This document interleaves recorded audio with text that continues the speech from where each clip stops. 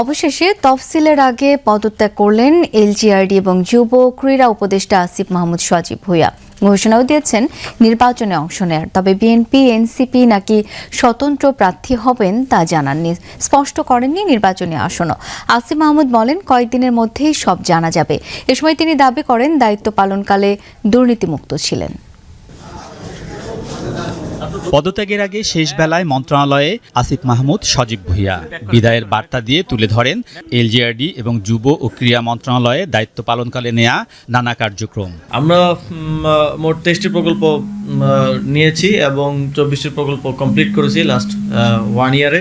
আসিফ মাহমুদ দায়িত্ব পালনকালীন সময়ে তার এপিএসকে দুর্নীতির অভিযোগে পদত্যাগ করতে হয়। উপদেষ্টার বিরুদ্ধেও নির্বাচনী এলাকায় বরাদ্দ, পদায়ন ও পদোন্নতিতে আর্থিক লেনদেন এবং প্রকল্পে কমিশন গ্রহণের অভিযোগ নিয়ে আলোচনা ছিল, তবে এসব অভিযোগ অস্বীকার করেছেন তিনি।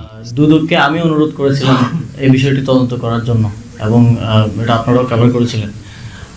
যখন এই বিষয়ে অভিযোগ আসে আমার জায়গা থেকে আমি সর্বোচ্চ আমার এই কনফিডেন্সটা ছিল যে আমি কাউকে এ ধরনের কোনো কিছু করার সুযোগ দেইনি এবং আমার টিমের কেউ এই ধরনের কোনো কিছুর সাথে জড়িত নয়।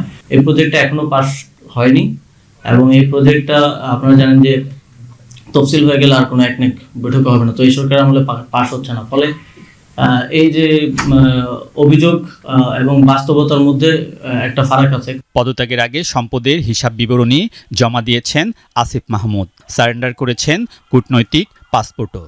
ইতিমধ্যে আমি সম্পদের হিসাব বিবরণী আজকে সকালেই দাখিল করেছি এবং আমার যে কূটনৈতিক পাসপোর্ট আছে সেটাও আমি ক্যান্সেল করেছি। তবে তিনি কোন দল ও কোন আসন থেকে নির্বাচন করবেন তা জানাননি, বলেন সব স্পষ্ট হয়ে যাবে কয়েকদিনের মধ্যে। আমি নির্বাচন করব, এটা স্পষ্টভাবেই বলা যায়, কিন্তু কোথায় করব, কোন দল থেকে করব সেটা পরবর্তী ডিসকাশন। গণঅভ্যুত্থানে আমার সহযোদ্ধা ছিলেন, তারাই সেই দলটা করেছে। তবে আমি আরো অনেক আগেই বলেছি যে এটা ধরে নেওয়া ঠিক হবে না যে আমি সেই দলেই মানে যুক্ত হব বা অংশগ্রহণ করব। আমার জানা মতে বিএনপি ধানমন্ডিতে নমিনেশন দিয়েছে।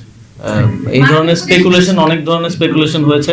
আই থিঙ্ক যে আপনাদের জায়গা থেকে বস্তুনিষ্ঠ তথ্যের প্রতি আসলে মনোযোগটা দেওয়া উচিত। গণ অভ্যুত্থানে নেতৃত্ব দেয়া ছাত্রনেতা আসিফ মাহমুদ সজীব ভুঁইয়া পথ নিয়েছিলেন। এর পাশাপাশি কিছুদিন শ্রম উপদেষ্টা হিসেবে থাকলেও পরে দায়িত্ব পালন করেছেন সরকারের গুরুত্বপূর্ণ মন্ত্রণালয় এলজিআরডির।